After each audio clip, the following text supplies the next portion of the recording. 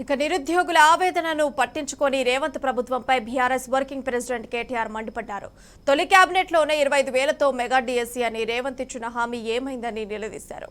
9 నెలలు కావస్తున్న లక్షలాది మంది డిఎస్సీ అభ్యర్థుల ఆక్రందన కాంగ్రెస్ సర్కారుకు వినిపించడం లేదా అని ప్రశ్నించారు. కాంగ్రెస్ సర్కారు కొలువు తీరితే సరిపోతుందా, యువతకు కొలువులక్కర్లేదా అని దుయ్యబట్టారు. సిద్ధాంతం ఆలోచన లేని ఆవారా టీం అంటూ ఉస్మానియా విద్యార్థులను రేవంత్ గతంలో ఎగతాళి చేశారని గుర్తు చేశారు.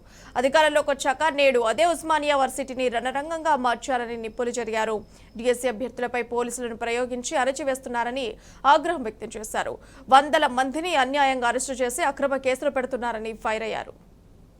ముఖ్యమంత్రి గారు, తొలి క్యాబినెట్లోనే 25,000తో మెగా డిఎస్సీ అని మీరు ఇచ్చిన మాట ఏమైంది? 9 నెలలు కావస్తున్నా లక్షలాది మంది డిఎస్సీ అభ్యర్థుల ఆక్రందన మీ కాంగ్రెస్ సర్కారుకు వినపడడం లేదా? మీరు కొలువు తీరితే సరిపోతుందా, యువతకు కొలువులు అక్కర్లేదా? ఉస్మానియా విద్యార్థులు అడ్డ మీద కూలీల్లాంటి వారని ఎగతాళి చేశారు. తిన్నది అరిగేదాకా అరిచి బీరు బిర్యానీ బ్యాచ్ అని బదనాం చేశారు. సిద్ధాంతం ఆలోచన లేని ఆవార టీమని అవహేళన చేశారు. అధికారంలోకి వచ్చాక నేడు అదే ఉస్మానియా యూనివర్సిటీని రణరంగంగా మార్చారు. డిఎస్సీ అభ్యర్థులపై పోలీసులను ప్రయోగించి అణిచివేస్తున్నారు. వందల మందిని అన్యాయంగా అరెస్టు చేసి అక్రమ కేసులు పెడుతున్నారు. కనీసం శాంతియుతంగా నిరసన తెలిపే హక్కును కూడా కాలరాస్తున్నారు. గుర్తుపెట్టుకోండి, ఉస్మానియా విశ్వవిద్యాలయం దేశ సరిహద్దుల్లో లేదు.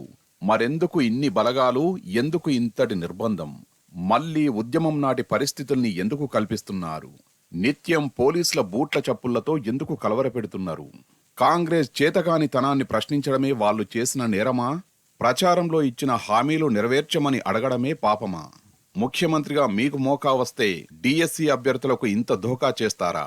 ఇప్పటికే మెగా డిఎస్సీ అని నిరుద్యోగ యువతను నిలువునా మోసం చేశారు.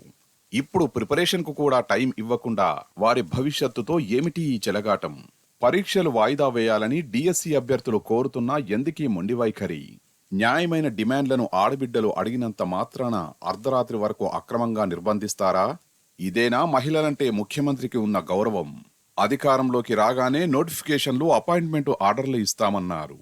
ఇప్పుడు కనీసం సీఎం అపాయింట్మెంట్ కూడా నిరుద్యోగులకు ఎందుకు ఇవ్వడం లేదు? ప్రచారంలో యువతను మభ్యపెట్టారు. పీఠమెక్కగానే వారి భవిష్యత్తును బలిపెడతారా? నిరాహార దీక్షలు చేసినా స్పందన లేదు. పేగులు తెగేదాకా కొట్లాడినా కనికరం లేదు. పార్టీ ఫిరాయింపుల మీద ఉన్న దృష్టి పోరుబాట పట్టిన నిరుద్యోగులపై లేకపోవడం కాంగ్రెస్ సర్కారుకు సిగ్గుచేటు.